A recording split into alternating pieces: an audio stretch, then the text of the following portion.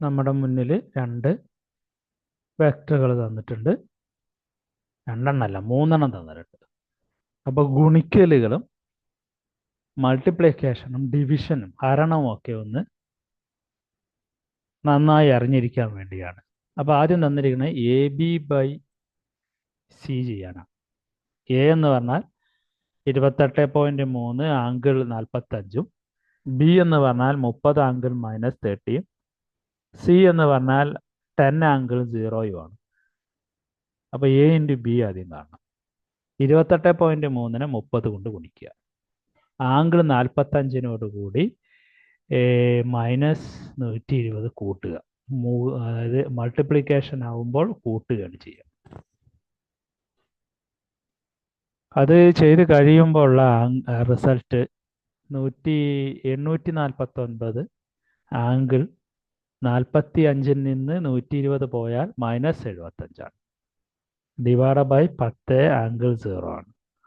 849 divide by 10 എന്ന് പറഞ്ഞാൽ 84.9 ആയി.